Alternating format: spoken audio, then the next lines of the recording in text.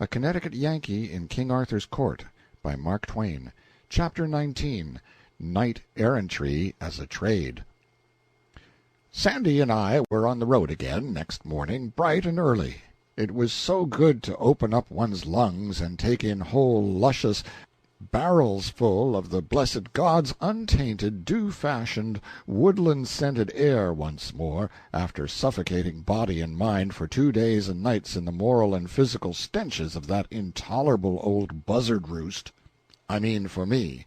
Of course the place was all right and agreeable enough for Sandy, for she had been used to high life all her days. Poor girl, her jaws had had a wearisome rest now for a while, and I was expecting to get the consequences. I was right.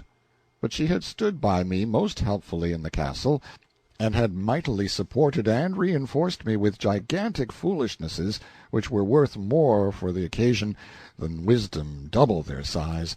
So I thought she had earned a right to work her mill for a while, if she wanted to, and I felt not a pang when she started it up. Now turn we unto Sir Marhaus, that rode with the damsel of 30 winter of age southward. Are you going to see if you can work up another half-stretch on the trail of the cowboys, Sandy? Even so, fair my lord. Go ahead, then. I won't interrupt this time, if I can help it. Begin over again. Start fair, and shake out all your reefs, and I will load my pipe and give good attention. Now turn we unto Sir Marhaus, that rode with a damsel of 30 winter of age southward. And so they came into a deep forest, and by fortune they were knighted, and rode along in a deep way, and at the last they came into a courtelage, where abode the Duke of South Marches, and there they asked harbour. And on the morn the Duke sent unto Sir Marhaus, and bade him make him ready.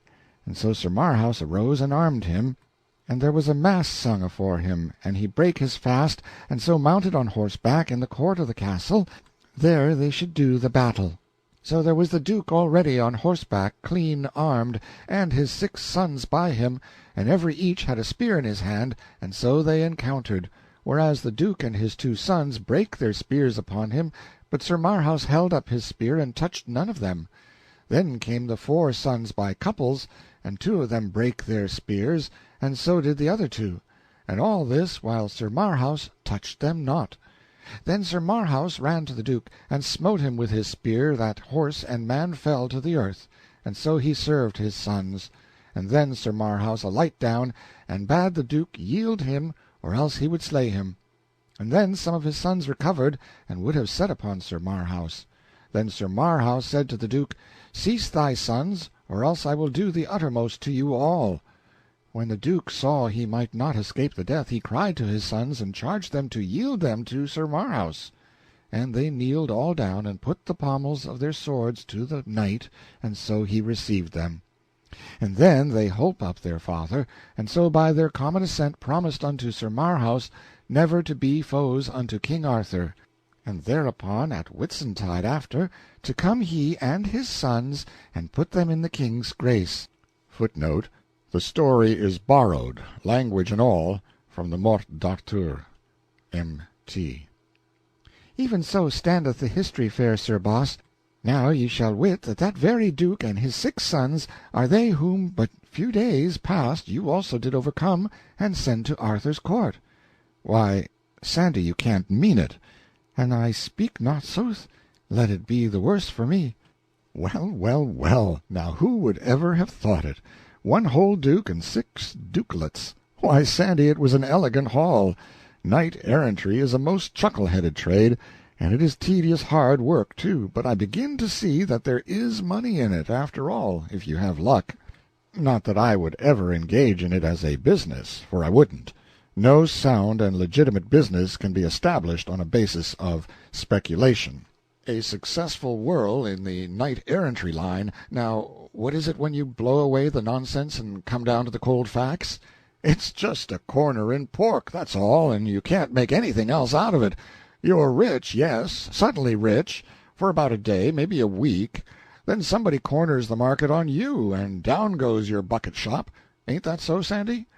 Whethersoever it be that my mind miscarrieth, bewraying simple language in such sort that the words do seem to come endlong and overthwart. There's no use in beating about the bush and trying to get around it that way, Sandy. It's so, just as I say. I know it's so. And, moreover, when you come right down to the bedrock, knight-errantry is worse than pork. For whatever happens, the pork's left, and so somebody's benefited anyway. But when the market breaks, in a knight-errantry world, and every knight in the pool passes in his checks, what have you got for assets? Just a rubbish pile of battered corpses and a barrel or two of busted hardware. Can you call those assets? Give me pork every time. Am I right? Ah, peradventure my head being distraught by the manifold matters whereunto the confusions of these but late adventured haps, and fortunings whereby not I alone, nor you alone, but every each of us, me seemeth— No, it's not your head, Sandy. Your head's all right, as far as it goes. But you don't know business. That's where the trouble is. It unfits you to argue about business, and you're wrong to be always trying. However, that aside, it was a good haul, anyway, and will breed a handsome crop of reputation in Arthur's Court. And speaking of the cowboys, what a curious country this is for women and men that never get old.